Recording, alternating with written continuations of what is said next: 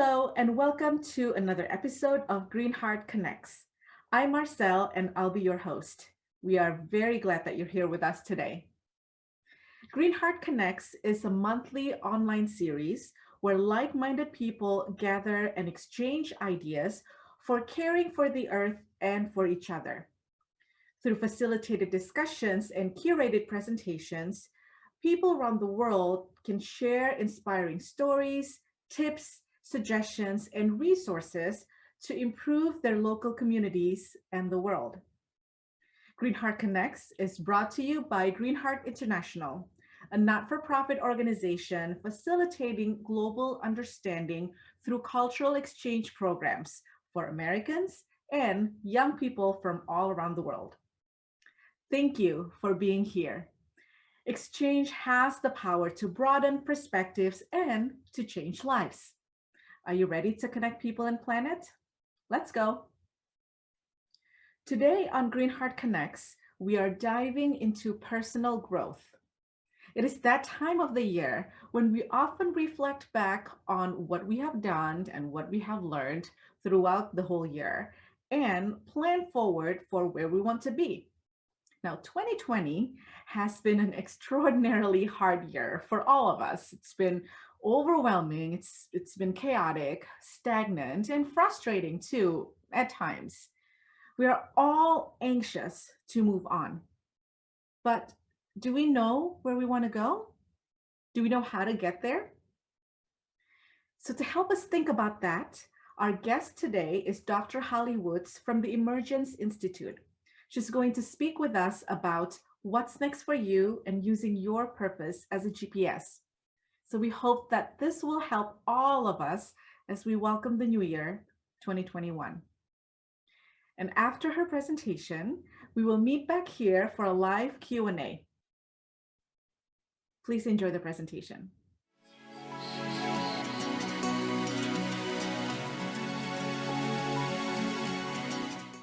Hi, Dr. Holly Woods here. I'm so glad you're with me today. We're going to talk about how purpose can serve as a GPS to guide you into your next steps in life.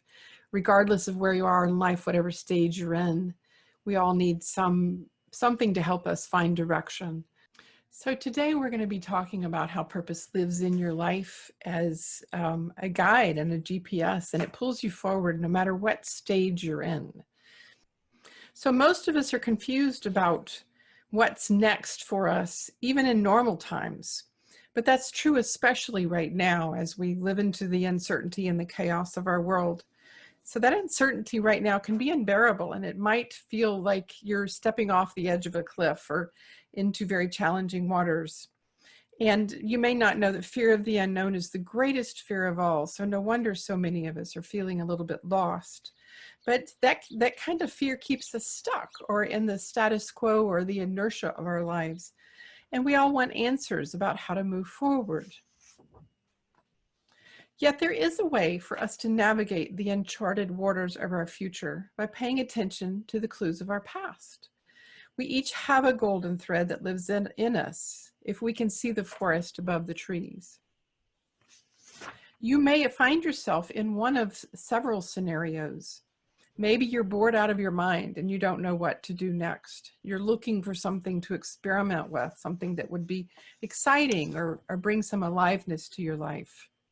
Or maybe you've got so many ideas, you can't keep track of them all, and they all want some attention, and you don't really know how they're connected, and so you're not sure which of these paths to follow or go down. Or maybe there's something that's so alive in you and so wants to be birthed that you can't help but feel this impulse to live into it, but you're not exactly sure how to get that thing in the world or how to best express it.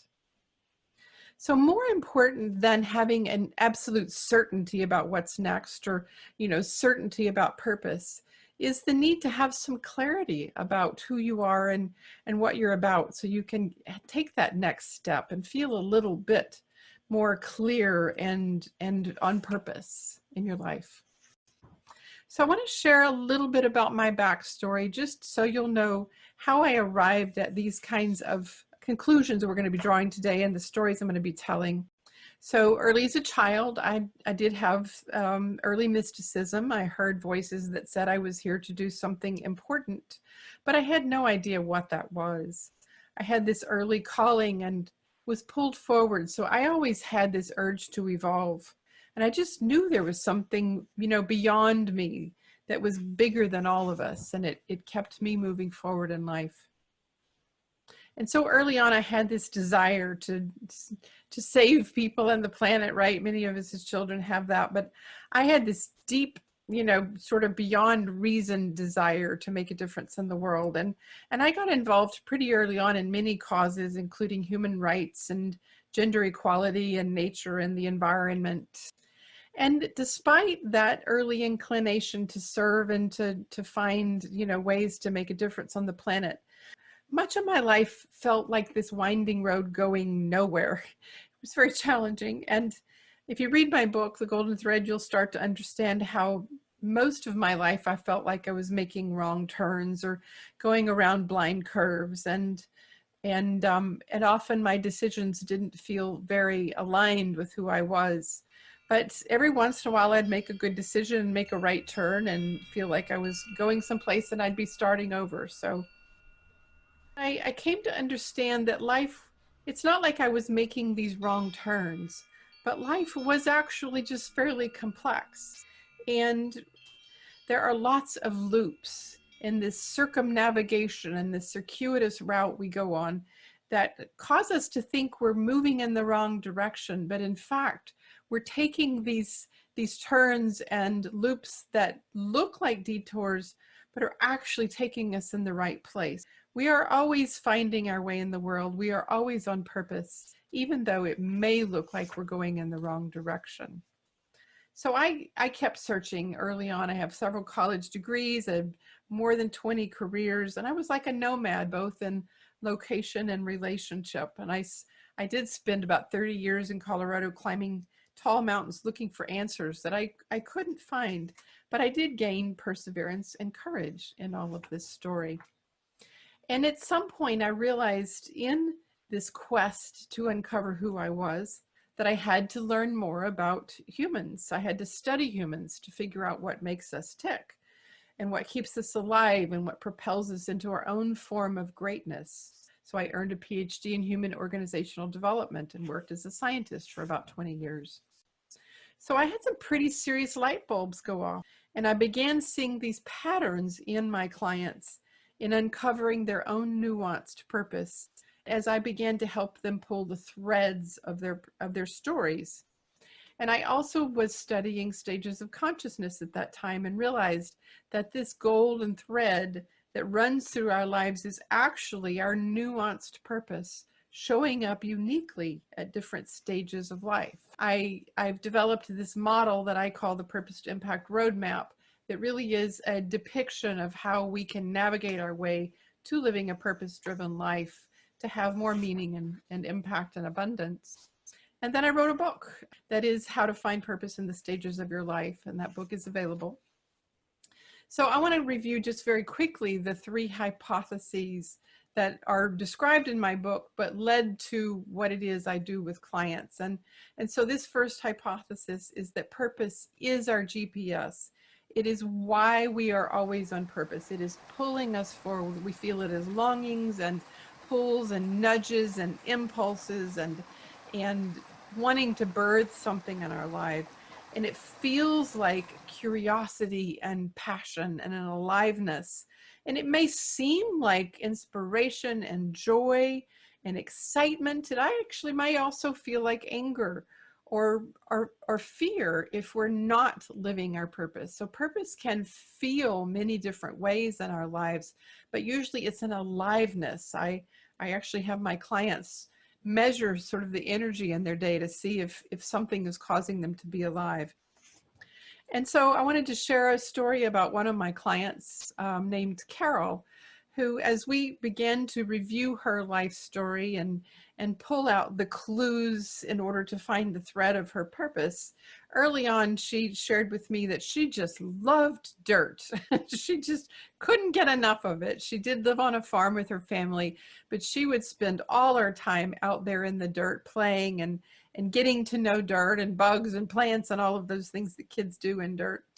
But she ultimately, over life, had many different opportunities to spend time growing things, vegetables and fruits and flowers, and none of that really seemed to work out for her, and she kind of abandoned it and went off and got a degree, and then got a master's degree and took on an administrative position at a major university. And she finished her career feeling very good about what she'd contributing, but knowing that she had never really uncovered what her purpose was. And so when she came to me, she said, Holly, I've got to find this thing that I know is important to me and will provide me with more meaning.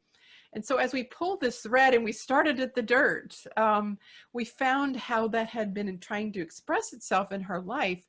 And ultimately, through serious endeavor of hers to figure out how to implement this in her life now, to execute living a purposeful life, she ended up working in regenerative agriculture for a very famous scientist who owns a company called Farmer's Footprint, Dr. Zach Bush, and ended up being a very important part of his team to bring more regenerative agriculture to the world through advocacy.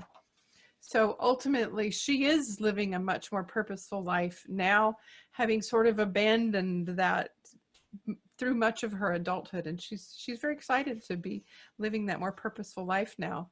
The second hypothesis that I uncovered and have studied with my clients and in my own life is that purpose is hidden behind our childhood wounding. So we often feel like we're being pulled in the direction of our longings and our curiosities and our passions, but we may not be able to actually live into those curiosities or passions that cause us to be alive, because we have these childhood woundings that keep us from knowing ourselves. We often tell ourselves that we're not good enough, or we're not ready enough, or I'm not providing any value to the world. And that often keeps us from living a purposeful life. So same with Carol, the story I just told you. She didn't believe that she really should be doing anything with this early inclination she had to work in dirt and farming, etc., because her family told her, oh no, girls don't do that. And so some of the context of her childhood prevented her from hearing her own truth about what mattered. And so another of my clients came to me in his early 40s, and he felt fairly lost and confused about who he was and how to move forward in life. So we retraced the early threads of his childhood and found that his father had insisted that he become the kind of man, that his father imagined was important, and he should live up to these expectations. And what happened is that my client also began to repress parts of himself that were very important. And he developed some pretty significant shadow expressions of being a man, which we wouldn't necessarily call very healthy expressions in life, including misogyny and some bias against women, in a way that caused him to disown who he really was. And it also caused him to disown his more creative and relational side. He was in his childhood, he'd had a lot of female friends, girlfriends that he did things with and enjoyed creating things with them, but his father really diminished that version of him. So as I began to help this client reclaim the parts of him that had been repressed, he began to start having much better and more healthy relationships with women, because he'd begun to have a healthier relationship with himself. And his work now is definitely more relational. He finds himself as being an advocate for women in the workplace, and he's much more excited about his role at work and doing that. And I want to tell a brief story about my own children, which was one of the main reasons I ended up understanding this pattern about how we express purpose. Both of my daughters are have become radical activists. And you might think, well, I did, I encouraged them to do that and they ended up there because they followed this particular path that I might have given them. But in fact, they had very different trajectories. My eldest daughter, as a child, she got interested in Elizabethan history. And I'm like, what is a 6-year-old doing interested in Elizabethan history? It didn't make sense to me, but like, okay, whatever. I'm going to get you the movies and the books and the et cetera to help you understand that. And then she started wanting to understand other European monarchs and empires, and she started studying politics and power of many different governmental infrastructures all over the world. In high school, she was a leader in the debate team, and she also became very involved in activism, and we worked in a presidential election as volunteers. And finally she made her way into her current role as in political advocacy for climate friendly politicians, because she's so interested in power and how power is distributed and giving people power back to the people. So she's ended up in her role as an activist through that mechanism. My younger daughter, pictured here, had a very different trajectory. She was very involved in relationships as a child and took care of the disengaged and disenfranchised kids, the kids who didn't necessarily have friends to sit with at lunchtime or or friends to play with on the playground. She would go find them and play in the dirt and do ball games and things with them. Kids who were left out, she always sat with those kinds of kids on the bus, because she seemed to have a way of finding ways to engage these kids. And now she's at UC Berkeley and has very much become an activist and taken a prominent role in being a voice for the disadvantaged. So she's working in lots of different sectors as an activist. And so the third hypothesis is that purpose is best expressed when we can move past our limiting context in order to individuate. So purpose, because we often feel like we're pulled in the direction of our passions or our curiosities, and yet we have these childhood experiences, either our parents or peers or other adults say, oh, no, that's not for you. We don't do that. Or, you're not good enough, or that's not your talent. We actually need to, at some point in our lives, and this is usually in adolescence when we often rebel against parents, is we begin to say, I don't really care what you think because this is what's important to me. So we have to move past those contexts or childhood experiences that want us to be what others want us to be, as opposed to who we know we are ourselves. And so even when we have families that love us and care for us and want us to be the best, according to those familial expectations, we often have to outgrow the expectations or the culture of our childhood in order to become that which we're meant to be. And so no matter where we grow up, we often have to learn to individuate in ways that causes our family great distress, but it is part of the job of a child and adolescent to grow beyond that which a parent expects of them. So what does this mean for you? Where does this, how does this show up in your own life? So I do want you to understand that purpose is one of the, if not the only, it is an evolutionary force that facilitates our conscious development. And what I mean by that is purpose is one of the tools in our life that guides us on our journey to move forward, to become who we are, and to live into not only our greatest contribution, but to cause us to develop and evolve as humans. So finding purpose is not just one of those things that is, for people who have the time and the inclination and feel the pull or the longing. Purpose is actually an essential fundamental developmental task for each of us, because it causes us to develop and grow our capacities over time, which then causes us to be, more and more evolved humans and contribute in greater and greater ways over time. So again, as we become evolved consciously, we become better or next stage humans. So as we live into our purpose, we become more and more of who we are and less of who we are not, which means that we're contributing at a higher level. And to do this, it's important to understand that your purpose is unique to you. There is no one else on the whole planet, or really in the whole cosmos, who can contribute what you are meant to do in this lifetime. And there was a scientist at one point who uncovered that if you were to look at the odds of you living on the planet right now with your history, your family, your context, how you came in this lifetime, the odds would be 1 in 400 quadrillion that you came to be you at this time in life, here to contribute what you were doing.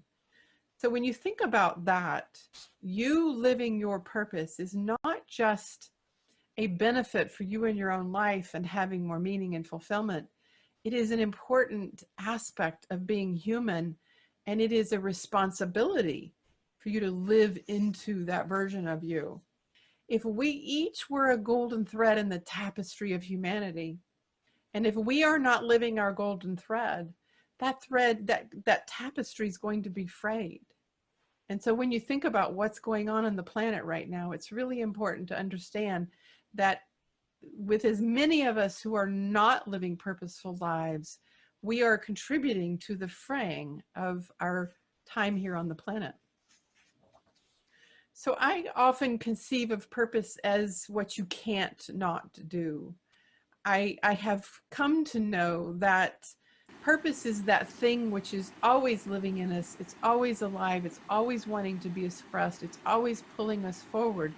And we have to listen very carefully for that thing which we can't not do. It's, sometimes most evident in an artist who has a particular medium or a thing that they want to share in the world, but each of us has one of those can't not do's.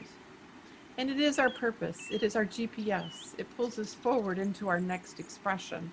And it may not look like a long bridge across this deep chasm, but it is there if we learn the ways to see it in our lives. And it does look different at different stages. So I want to walk you through these stages now so you can begin to see how purpose lives in your own life. So in infancy to early childhood, I want you to ask yourselves these questions. What made you curious or alive or excited or playful or had a desire to explore? What were those things in early childhood, infancy to early childhood, that you just couldn't get enough of? One of my clients, this is such a funny story, she early used to put things in her mouth because she loved to taste them and feel the sensual experience of rocks and stones and food and toys and things that she would constantly put in her mouth. And as we pulled her thread, we uncovered that she'd always had this inclination for the tastes and textures and sensual experiences of life. And she ultimately moved into developing a catering business that works with, retreats and things, because she loves to present food in such a way that you have this deep sensual experience of it. And so purpose can look many different things. So if you're watching this as a replay, I want you to stop here and think about what are some of the things that made you curious and alive and have a desire to explore.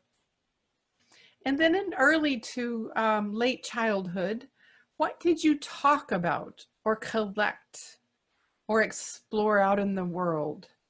What pushed you to expand your boundaries? So what were the things that you talked about with your family or your peers, and you just couldn't get enough of it, and you'd read about it, or you'd collect these things. You'd have 20 of them in your childhood room. You just could never get enough of them. Or where did you go explore things out in nature, or in a library, or maybe in the kinds of books that you read? What pushed you to go beyond the experiences that were sort of the normal thing at home, the thing that everybody else did? What were some of those, and how did they relate to the things we learned about in early childhood? And in adolescence, what was your expression, or possibly your repression, of deep desire? What were you loyal to in yourself, regardless of the family and social expectations that you experienced? So often in adolescence, we experience, if you have kids or if you are still young, we have these experiences that are well beyond what our family wants us to have, or our peer group, or other adults in our lives. We have these desires that, like, we just can't help it. They have to be expressed at some time. And if you can be loyal to yourself in expressing those things, you learn about your purpose through the experimentation. Unfortunately, in adolescence, often we're in, fairly contextualized environments. So our families have expectations about who we're supposed to be, or who we're meant to be, or what's acceptable or not. So oftentimes in adolescence, those deep desires are repressed. And then what happens is they come out as very rebellious expressions. And we think that our adolescents, if you're a parent, you might think your adolescent has gone off the deep end and you'll never get them back. But in fact, usually it's because they are not getting to express that which is most innate to them. And if we allow them to express themselves more uniquely, more distinctly from our understanding of who they are, they begin to experience a more intentional direction. I described to you both my daughters. They grew to know themselves more uniquely, more deeply, because I encouraged them to be themselves and express themselves in these very unique ways. So sometimes, this is one of the hardest parts of life, because we are often very different from the families we grow up in, or the community contexts, or the expectations of our schools. And remaining loyal to ourselves, what really speaks to us inside, is a very important facet of this time of life. And then early adulthood. In order to be purposeful, we have to again be allegiant to ourselves, to demonstrate our traits and skills. So in early adulthood, what is it that you want to take into the work environment, or into college, or into other, activities that you're involved in, so that you can express the forms of you that have those deep desires, curiosities, passions. And then adulthood, as we begin to build projects and businesses and networks, we begin to demonstrate our mastery and express our truth, eventually taking others' truths into account. Now, I'm going to tell you a hard fact here, is that a lot of adults don't get to this phase. And if you were to read my book, you'd understand here I'm talking about the late subtle tier, which is a fairly evolved state of humanity. And many adults don't really begin to build projects or businesses or networks that truly represent them, because they didn't get to do that in adolescence or early adulthood.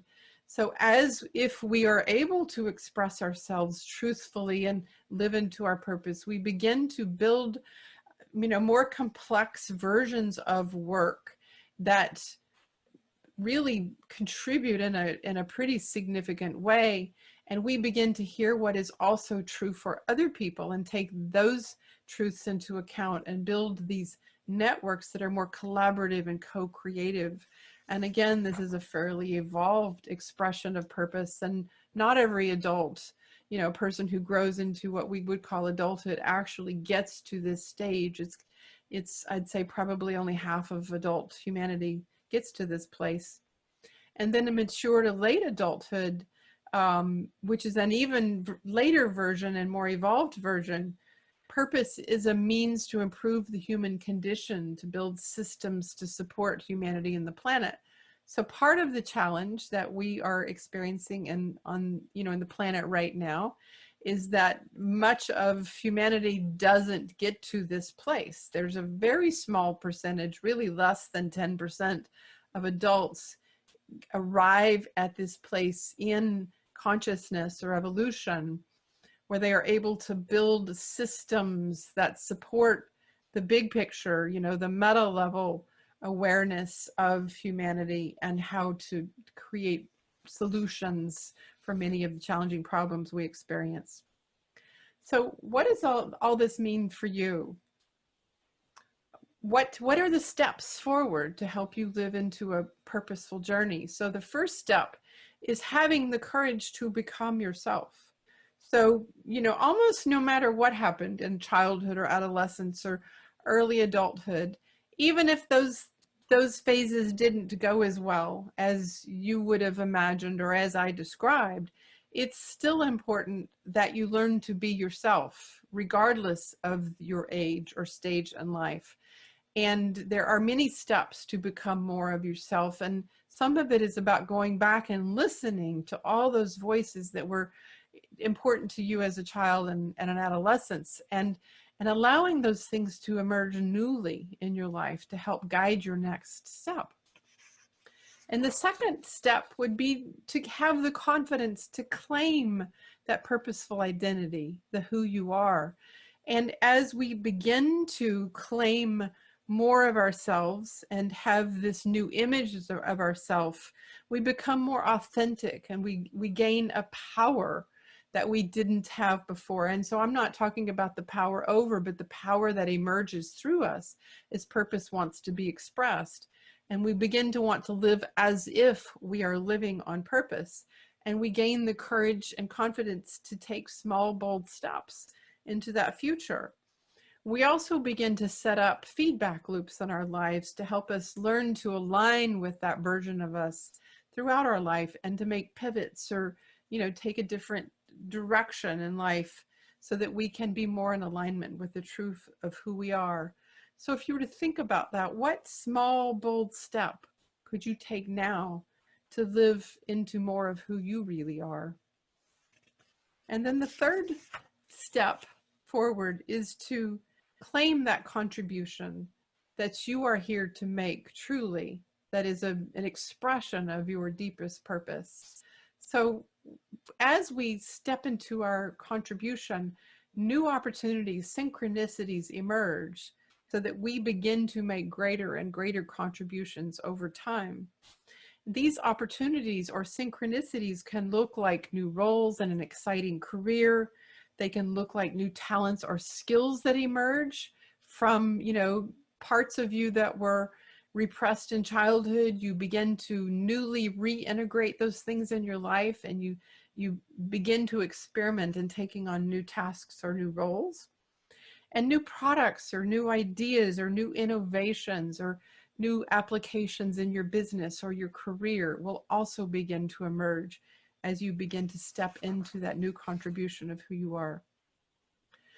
So I believe that our most important job in life is to find purpose, because that is how we become a new version of ourselves continuously. Most of us get bored in life and we feel very stuck and we lose hope. We lose, an excitement and an aliveness, and we tend to just sort of give up and become disillusioned, or, we retire at an early age because we've lost enthusiasm and inspiration to live. But I believe the most significant job we have as a human is to become ourself over and over and over again. So there's always a new expression of you that wants to emerge as you live in life. And so in this crazy time that we're in any time that we're living in humanity, life is pretty uncertain, right? Life is fairly complex as a human, but it doesn't have to be difficult, because we can obtain some awareness, some clarity about the next steps of living our life, a purposeful life, if we know how to find and uncover purpose. Thank you so much for being here with me in this conversation. I'm excited that we've been able to talk about purpose across the stages of your life, and I'd love for you to go back and look at which of those stages of your life, from early childhood to late childhood to adolescence and early adulthood into the later phases of adulthood, what was purpose attempting to tell you? Thank you so much for being with me today.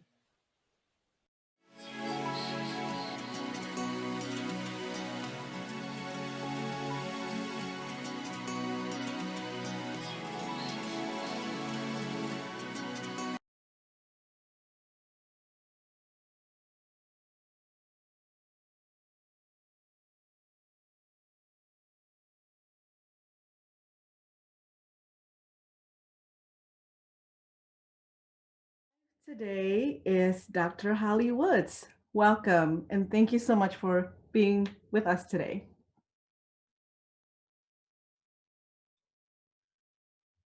All right. Thank you, Marcel. I'm delighted to be here.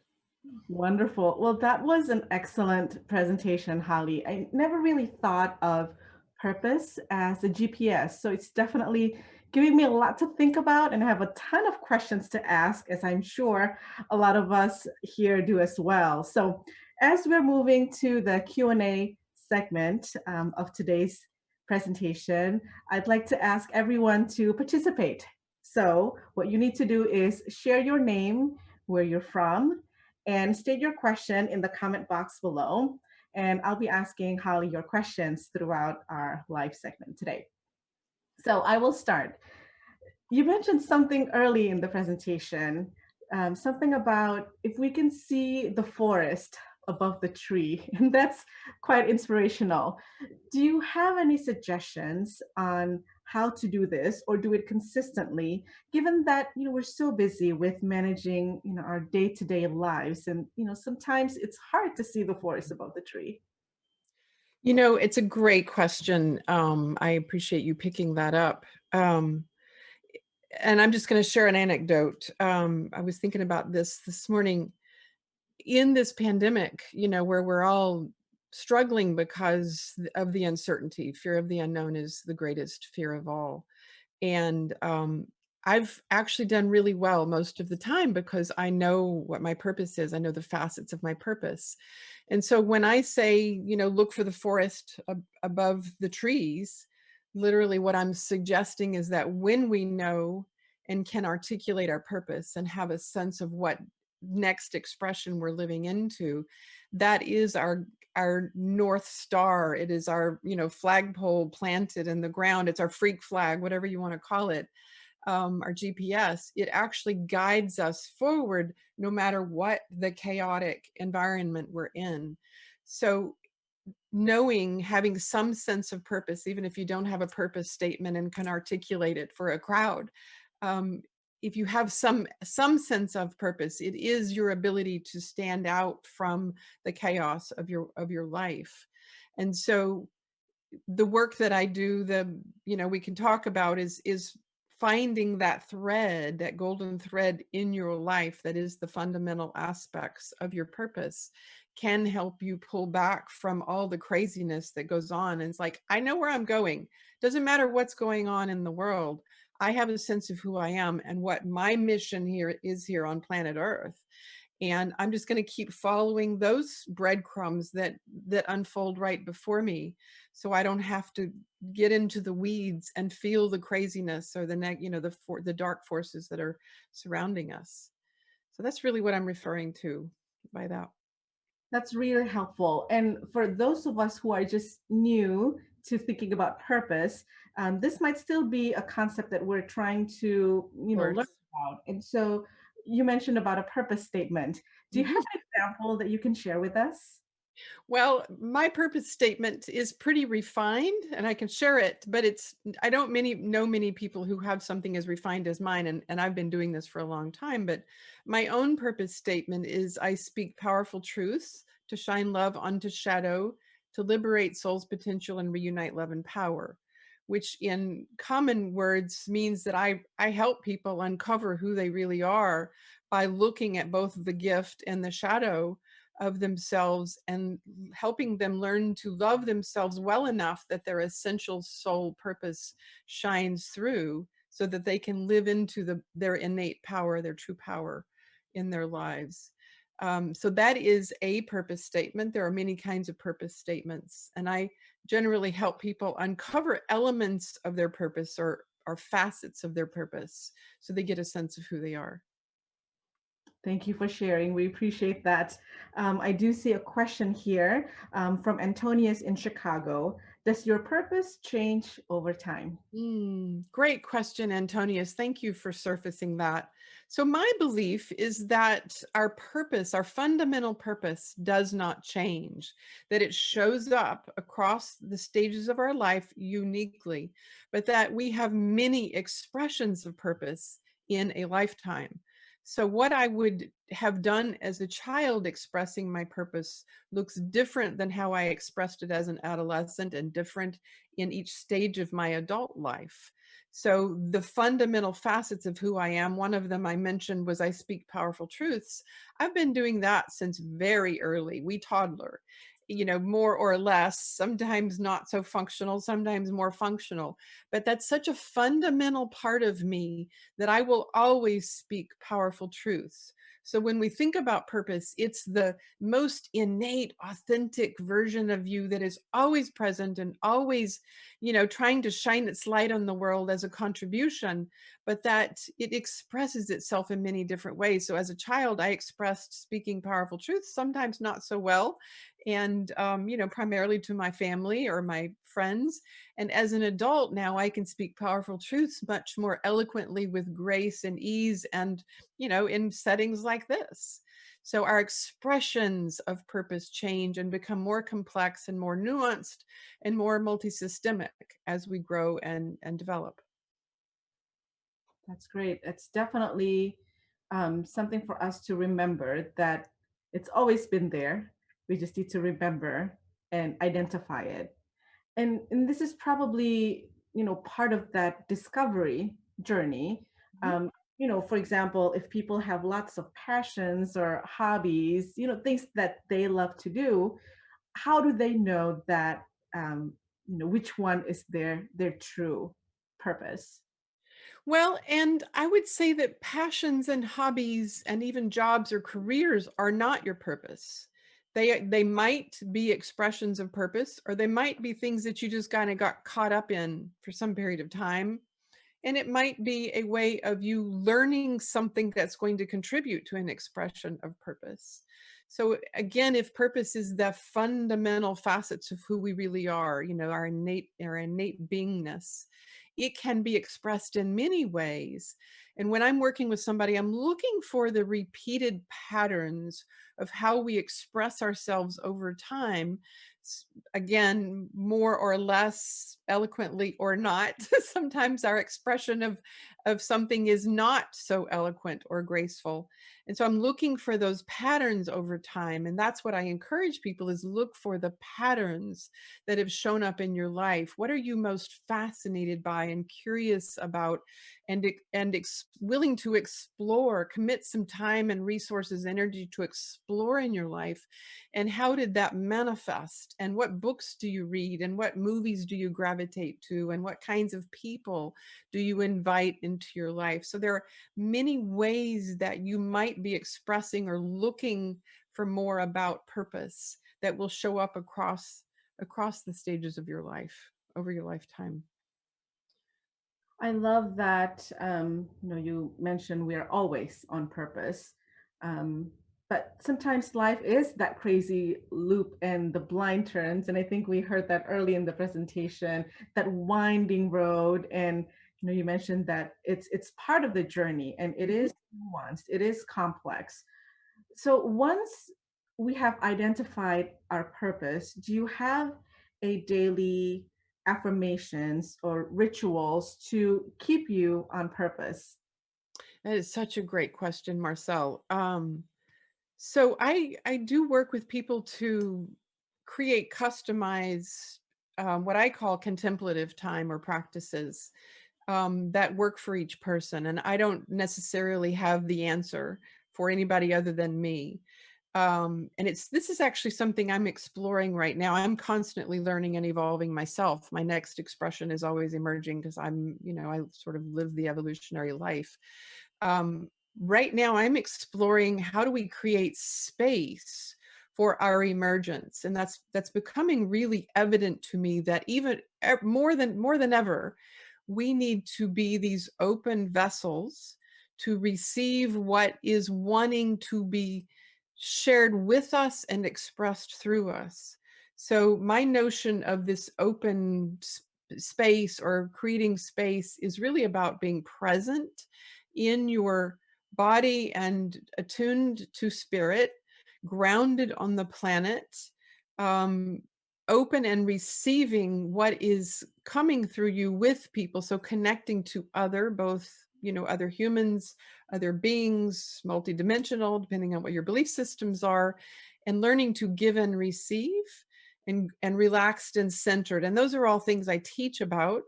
But there are many forms of practice that we can do that would, suit your life, that helps you be that open space. So meditation and breathing practices and, dance or being in nature or, groundedness includes sensory experiences, somatic experiences. There are so many ways that we can be present and grounded and relaxed and centered and open and receiving. And those are all really important facets of creating a space that lets us hear who we are becoming and who we are next.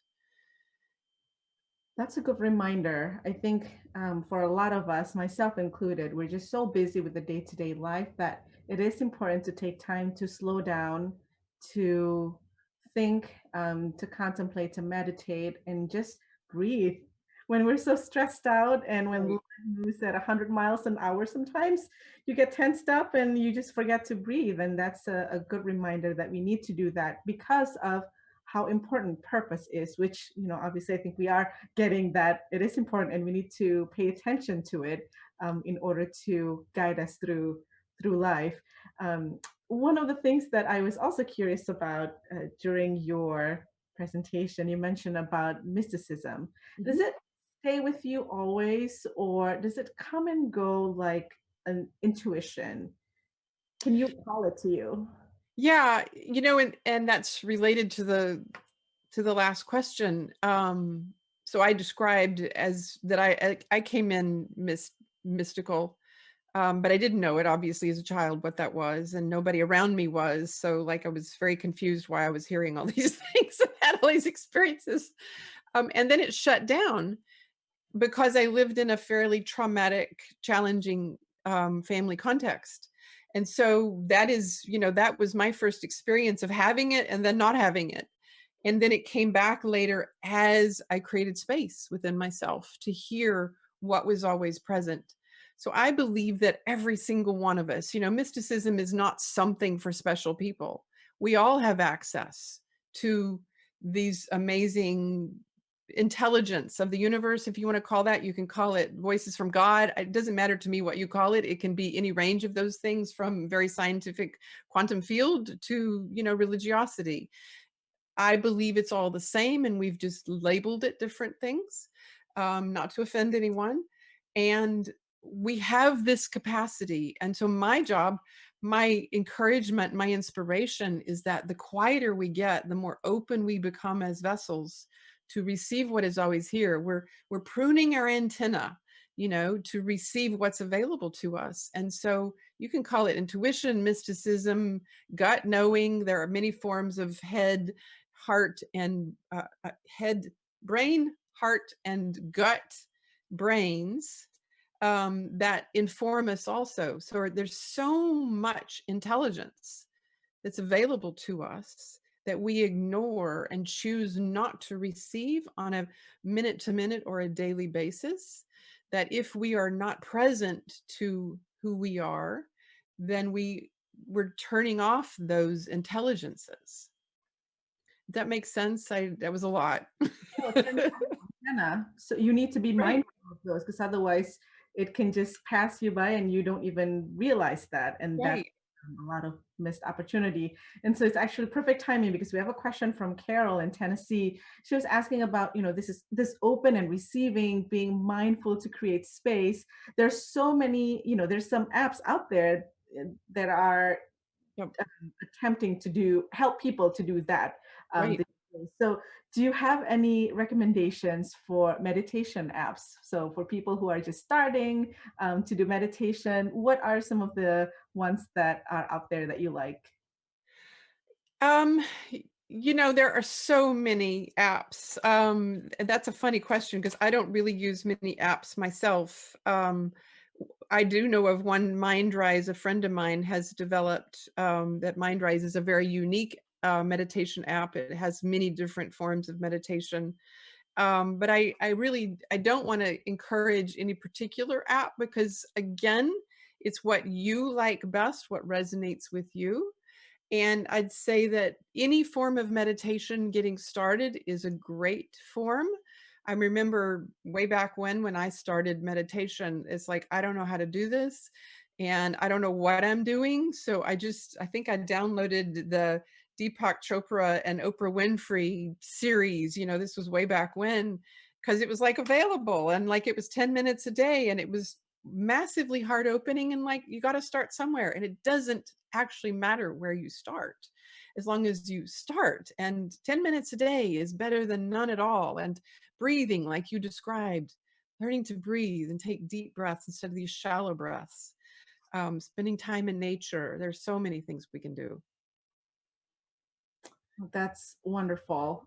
We at Greenheart, we've done meditations as well. And I think what you said about doesn't matter. It doesn't have to be perfect. Just Yep. start the meditation and then you'll get used to it. And that is true because I've experienced that myself. I didn't know how to meditate and then, started to meditate with Greenheart, and then it gets easier as you go along, but you do have to keep at it and not stop. And I'll just add that I have the experimenter that I am, the explorer. I've tried hundreds of different kinds of meditations and they all do different things. And I have my preferences, but you're going to have your preferences and it doesn't really matter. Find the one that works for you. Now, on that note, we are just deeply, deeply, deeply grateful, Holly, for your insights on purpose and giving us some helpful information um, for those of us who are just new to discovering our purpose, or for those of us who are also kind of halfway in our journey and we kind of know where we're at. But this is a good reminder and some helpful tips on how to continue on that path. So, especially this year in 2020, it is so important to just stop and think about this and figure out, how do we get there? How do we get to 2021? Are we still on the right path and all of that? So as we head into the new year, this is all good information to have. And for that reason, thank you so much. Of course, you're welcome. Delighted. Wonderful. And for everyone else, stay tuned to hear about how someone discovered his purpose. And as a result, he is helping so many people. Here we go.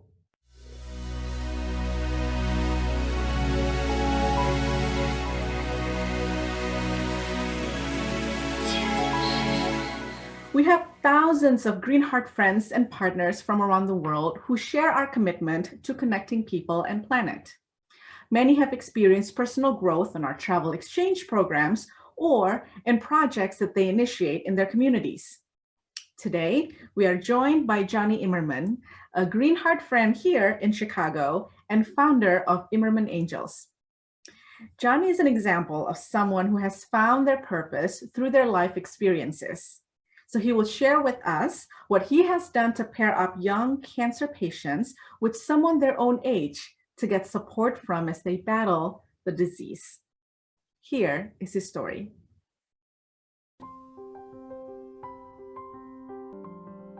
My name is Johnny Immerman. I was 26 years old and diagnosed with testicular cancer. Went through chemo and surgeries and so forth. Beat it at 27, had 4 tumors come back at 28, beat it again about 28 and a half. And what I realized was that so many people fight cancer alone.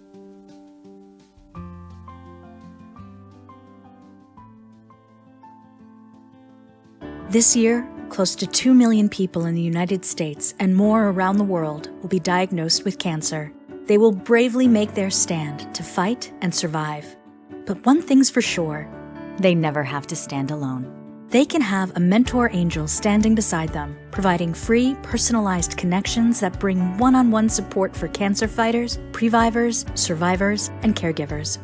Our unique matching process partners anyone seeking cancer support with an Immerman mentor angel, a cancer survivor or caregiver who's roughly the same age, gender, and has similar life circumstances and has faced the same type of diagnosis.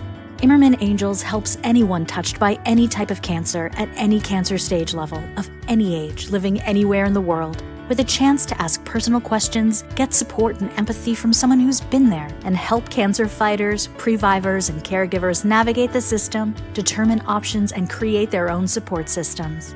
87% of cancer fighters have stated that relief from emotional distress would significantly improve their quality of life. To date, Immerman Angels has matched thousands of cancer fighters, previvors, survivors, and caregivers facing a variety of cancer types. And with over 10,000 mentor angels, we've provided support in every state in the U.S. and in more than 100 countries all around the world. I want everyone out there listening to think about how you in your lives can take something that's difficult, a struggle, painful. We all have situations like this. Take something that's really hard for you and turn it into something good. Build community, find others who also relate. Eventually open yourself up. But I think through opening ourselves up and being transparent and being vulnerable through our challenges is how we connect to others. We build community, we relate to each other, we have empathy, and together we work to help those who are in need and suffering through the same challenge. And ultimately, that's how we pull ourselves up out of our own challenges, is finding ways to use what happens to us to help others that are in the same situation. So I encourage everybody to think about any way you can take this challenge in your life, whatever challenge it is, and turn it into something good, into something positive, to something outside of yourself to help others and make their life better. And if anyone wants to reach out to Immerman Angels or knows someone who is fighting cancer or someone who is a survivor who wants to be a mentor and join Immerman Angels to give back and find purpose and meaning and help the next person, they can always go to immermanangels.org, which is IMERMAN angels.org. Wishing everybody health, wellness, and happiness. And remember, if you can find something positive and good in something like cancer, we can find it anywhere. So whatever challenges are coming to you, please remember, it's going to take time and it won't be easy, but remember there's a way to turn it into something positive. I wish each of you all of the best.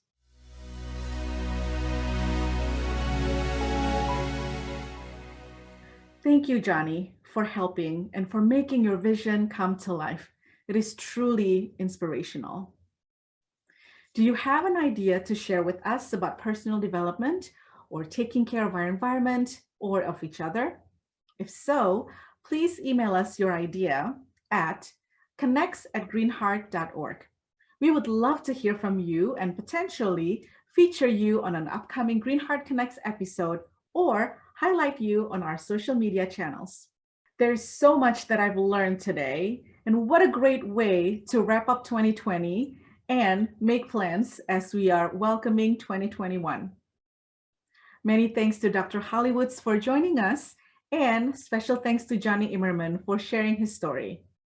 We also want to extend our appreciation to all of you who participated and asked questions during today's episode. Join us on January 21st, 2021 at 11 a.m. Central Standard Time, when we talk with Shia Bastida and Joseph Wilkanowski, climate activists from Re-Earth Initiative. Re-Earth Initiative is a youth group with the mission to make the climate movement accessible to all. They want to bring climate action to the masses and drive real concrete change with their campaigns, toolkits, and participation in webinars and global forums like TED Talks. We think you'll be super inspired. You are here because you want to learn about ways to care for our planet and for each other. We thank you for your commitment. Please note that there is a discount for quarterly subscriptions to Greenheart Connects. You can learn more by going to greenheartconnects.org. Later today, the full episode will be available online. As a member of Greenheart Connects, you can also see past episodes to watch other inspirational speakers and engaging topics. Be sure to check out the resources page for more information shared by our speakers. And finally, please join us on our social media channels to continue the conversation and to support each other. As well, we should share what everyone is doing to make the world a better place. We hope to see you here again on January 21st for the next Greenheart Connects. And in the meantime, peace and happiness in the holidays and in the new year. Thank you.